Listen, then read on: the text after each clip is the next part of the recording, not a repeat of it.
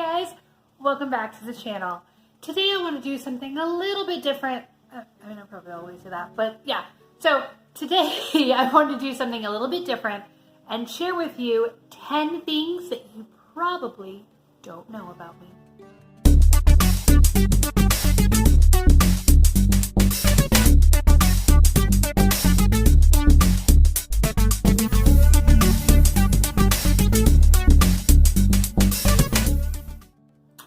Alright guys, got a little bit of time between my next meeting, and so I wanted to do a video where I shared with you guys some things that you might not know.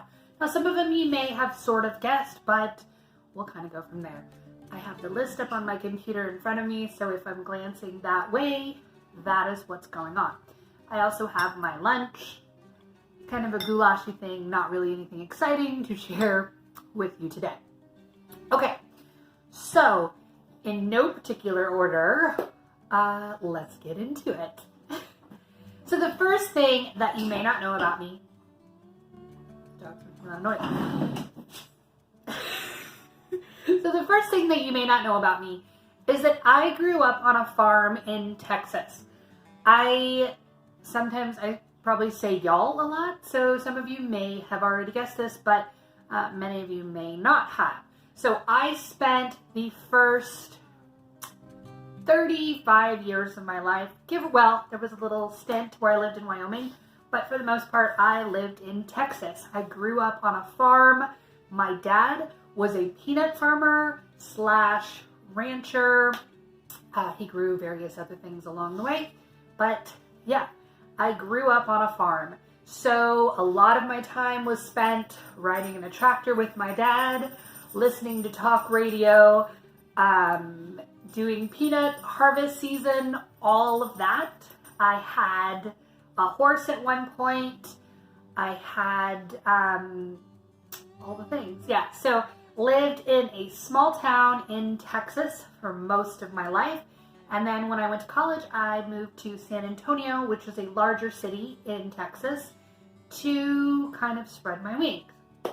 And now we live in Portland. So definitely a culture shock for a lot of people, but I feel like the Pacific Northwest is kind of more my vibe than Texas. So there we go. Number one, I grew up on a farm in Texas. The second thing that you may not know about me is that I got married at 19. I did. The boys, Jackson and Zachary, do have a different bio dad, and I married him when I was 19. I was too young. That's all there is to it. Yeah. So we ended up getting divorced 10 years later, and then I met Raul, and I have been married to Raul for going on 7 years, I think, maybe 7.5. So yeah. So Raul, that's why in a lot of the videos you will hear the boys call Raul Raul instead of Dad. Now, Raul has been in their lives for the majority of their lives. Like I said, we've been married for 7.5 years. So he was around when they were younger. But in the very beginning, Raul was not very good about answering to Dad. He always answered to Raul, and so it just sort of stuck. And so that's why he's Raul and not Dad all the time. But he definitely is a strong father figure for the boys. So that is item number 2. I got married when I was 19. There we go. If you're trying to do the math on that, no, I was not pregnant at 19 when I got married. It actually, let me check off my list here so I make sure that I'm doing all the things. Okay, so it actually took us 7 years to get pregnant with my oldest. So I mentioned this a few times on the different videos, but I have PCOS. I was diagnosed with PCOS, I believe I was 20 at the time. I've always had struggled with my weight, that type of thing since puberty, but I was on birth control for the first few years. And then when I decided that we wanted to start trying for a baby, I got off of birth control. I was working at a Boys and Girls Club. At the time, we were walking several miles a day. I was chasing kids. A lot of times I wouldn't even have time to eat lunch. But when I got off of birth control, I gained about 30 pounds, 40 pounds in a matter of 2 months, 3 months. It was horrible. And so I went to the doctor and, I told them what was up. My period had stopped before I was on birth control, so it happened every month because it was chemically induced. But once I stopped doing the birth control, my period stopped. And I knew that if I wanted to get pregnant, I would have to start having a period. So I struggled with that a lot. I went to a couple doctors, had some bad experiences with some OBGYNs. One of them just told me to join Jenny Craig and suck it up, even though I clearly had something going on. So then I finally had a doctor who was like, you are a poster child for PCOS. Did the ultrasound. I had probably 30 cysts on each ovary. I was a hot mess. So yeah, we did infertility treatments. We did the whole 9 yards. And I was still not able to get pregnant. So we had actually started the process of adopting. When we did that, I kind of stopped all the treatments and all of the things. And like they always say, I accidentally got pregnant, I guess. I mean, not accidentally, but yeah. So once I stopped stressing about it, I ended up pregnant with my oldest. It was a tough pregnancy. I had gestational diabetes, so it was high risk. It ended up in a C-section. It was a rough pregnancy. So when I decided that I wanted to try for a little brother or sister, I naturally assumed that it was going to take as much time and it was going to be as rough. But for some reason, my body knew what was going on then. And after my first son, my period came regularly and my body sort of evened itself out, at least in that respect. So I did not have trouble getting pregnant with my second or my third baby. So first one, super hard, took 7 years. The second two, I got pregnant within probably the first 3 months of trying. River was the first month. So once we decided, and I was like, I'm older, I don't know how long this is going to take. And it was really easy. So that's kind of my PCOS story. I can do another video if you're interested in knowing more about my symptoms and all of that. I will definitely do another video. So if you want to see that, leave a comment below and I will give you more details and do another video for you guys. So that is the fourth one, I think. Third or fourth? I've already lost count. Okay. So, let's see. The next one. I am the founder of Rock and Green Soap. If you're in the hippie realm at all, you may have heard of this eco-friendly soap. It was in grocery stores and that type of thing. And so in 2009, I came up with a formula for a eco-friendly laundry detergent. And I grew the business to be a pretty successful business. And then in 2016, I sold that business to a company that would then take it from there and grow it. So, I've done the CEO thing. I had employees in a warehouse and an office, and I was shipping things internationally to distributors and getting into Whole Foods and H-E-B and Kroger, and it was super cool. It was exciting. It was scary. I didn't know everything for sure. Since then, I've started a couple other companies and sold them. And that's really what I like to do, is build companies and build brands and build the marketing around them. So I'm not, So a little known fact about me for a lot of you here is that I am a 3-time CEO. And I really, really enjoy what I do and learning something new every day. So there you go. We again lost count. 5, 6. I should have numbered these darn things. Let's see. I wear hearing aids. If you can see that right there. They're bright pink. I don't hide them. I love them.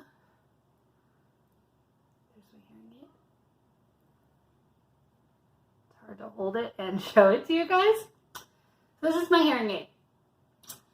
I have something called auditory processing. I also believe that I've just kind of lost a little bit of hearing just because I am getting older, but generally speaking, I have auditory processing. So what auditory processing is that normally when you take a hearing test, you can hear the beeps. If anybody's ever taken a hearing test, press a little button when you hear the beep, right?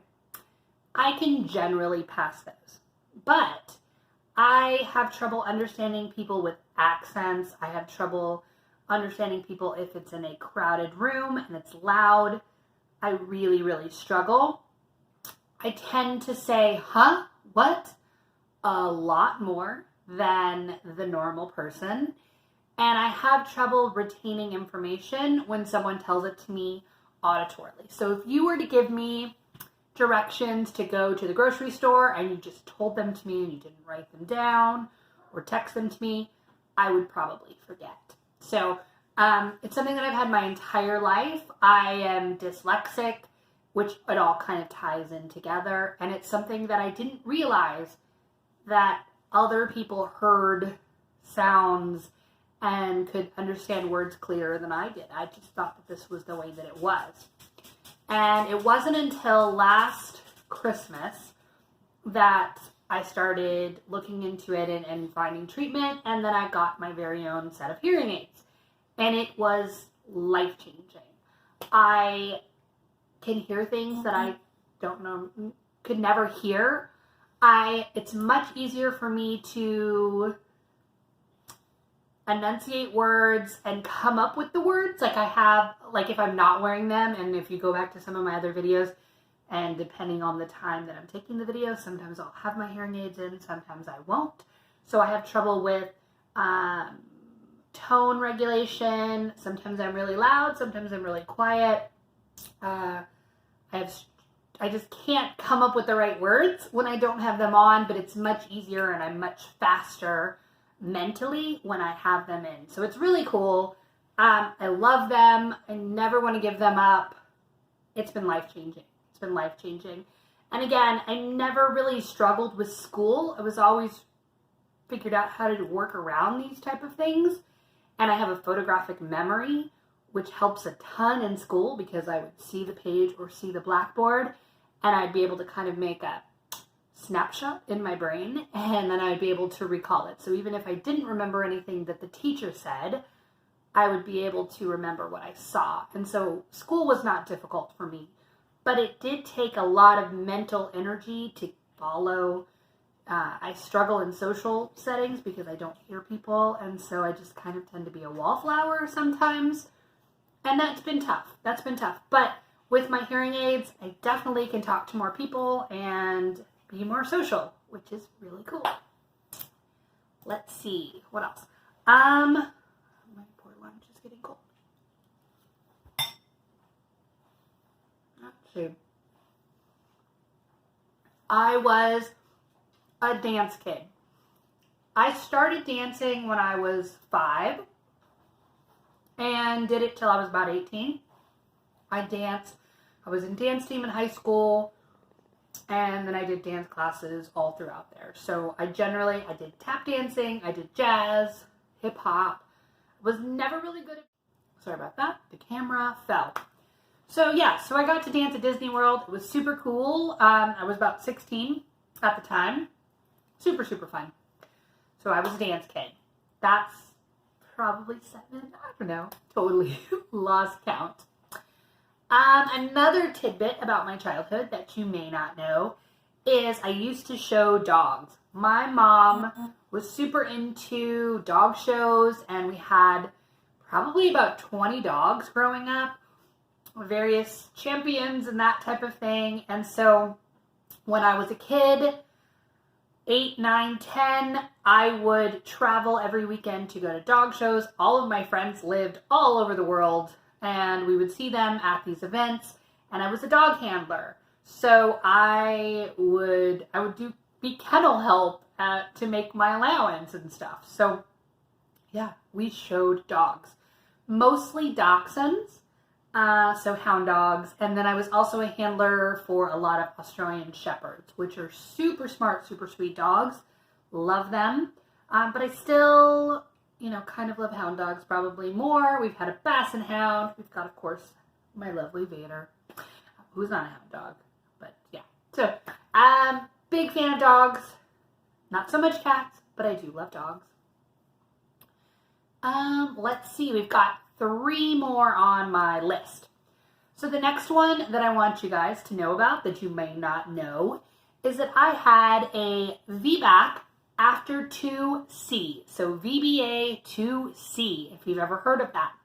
Basically what that means is that I've had 2 C-sections and then I had a vaginal birth afterwards. Actually, it was a home birth if you want to be technical. So my first son, again, high-risk pregnancy. I had gestational diabetes. They were worried that he was going to be huge and all of the things that come along with that. They'll say that he could get a dislocated shoulder or whatever. So they were worried. So I ended up having him as a C-section, and he was, 7 pounds, 7 ounces. So he was not huge at all. He was just normal sized, and everything was generally fine. When I got pregnant with my second son, this was 2.5 years later by the time, all of that. And the doctor did not give me an option. They said, okay, once a VBAC or once a C-section, always a C-section. And so they pretty much scheduled me for the C-section and didn't give me the option to do it any other way. I went into labor on my own. I labored at home. When I got to the doctor, they gave me some Demerol to put me to sleep, let me sleep through the contractions until the doctor came, and then he was a C-section.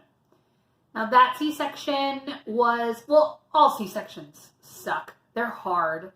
You are given this little child that you have to take care of, and you yourself can't sit upright in the bed. Like, it's excruciating. And then you're in the hospital for longer, and then there's drugs involved, which I couldn't do. They were giving me morphine and stuff, and I couldn't do that and take care of my son at the same time. So I would say no to all the meds, and it was just rough. My Zachary ended up actually in the NICU for 3 days because he had fluid on his lungs. Simply because he was not born traditionally, he was born as a C-section. So there was a lot of unnecessary stress on all of us, having to stay in the NICU, not being able to nurse on demand. All of that was rough. So when I got pregnant with River, I was adamant that I wanted to do it differently. So I found a midwife who specialized in the higher risk type pregnancies. She did a lot of twin births and triplets, and she was a badass. She had been a midwife in Germany and had been doing it for so long, and I trusted her. And we were close to the hospital. At our house where we were currently living, we were really close to the hospital, so I knew that if something were to happen, we could get transferred there quickly. So I took a leap of faith. I visualized, I read all the books, we did all the things, and I was going to have a different kind of birth. And we ended up having a home birth in our living room. I had a pool set up, and it was amazing, amazing. I labored for about 4 hours and pushed for 20 minutes. And it was great. I was able to sleep in my own bed. The midwives and the doulas, they cleaned my house afterwards and everything was great. We were able to nurse immediately. I was able to get the placenta, and I actually ate my placenta. So there you go. That's actually an extra tip. That was not on my list, but I got it encapsulated and I ate my placenta. Let me know if you know anybody else that's ever done that in the comments. So it was amazing. And I know that there were risks, and I know that there was something that could have gone wrong. But at that point, I trusted and I believed that I could do it. and women are amazing and our bodies are amazing and we get it and you have to trust. And hands down, it was the most amazing experience. And it's my last baby, so I went out with a bang. It was great. Let's see, 2 more. I breastfed my kids for about 3 years each. I was a big breastfeeding advocate, and I think that it was really great for me personally.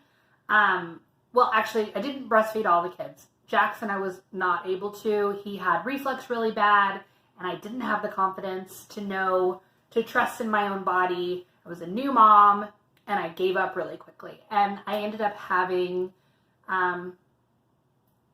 postpartum with him, and I feel like a lot of that had to do with the fact that I was, 1, not confident in myself, 2, I had this kid that was screaming nonstop, and the doctors would say, well, babies cry. No, he was in pain. He was in a lot of pain, and I didn't know to stand up for myself and ask the right questions. So I had a kid who was crying and in pain all the time. I gave up on breastfeeding, and I really, really struggled with postpartum. So when Zachary came around, I was determined to nurse and let everybody know around me that I had the potential to be postpartum again and to watch me and to make sure that I was okay. And being able to nurse with him, I think, made all the difference that time around. Parenting was a little bit easier because breastfeeding fixes most things. Baby's crying, baby's fussy, nurse them. Baby's tired, nurse them. Baby has a boo-boo, nurse them. It was just so much easier for me to breastfeed my kids. And so the last 2 went a lot smoother. I did not have postpartum. And I feel like it really helped with the bonding and me feeling competent as a mom. So by the 3rd time around, I was a pro. I was actually helping other people when they would have trouble latching. I can help with a lot of that too. So it was another really great experience for me. So there we go. And the last thing, which totally has nothing to do with anything else, but a little extra one, is I love ASMR videos. I'm admitting it. I like to watch ASMR videos on YouTube. Has anybody ever watched ASMR videos? Do you think they're weird? Do you think they're creepy? I don't know. Let me know. It could be an auditory processing thing where I like to hear the noises. I don't know. Maybe I'm just a weirdo. Thanks for watching, everyone. I hope that you enjoyed this video and you learned a little bit about me. If you like this kind of comment, please make sure to click the little like button below, and subscribe. I'm trying to post a lot more, so you want to make sure that you're getting all the updates. If I look at my analytics, there's a lot of you that are watching, but you have not subscribed yet. So please click subscribe and like and leave us a comment. I love to talk to you guys. So leave me a comment below. Have a great day. Bye.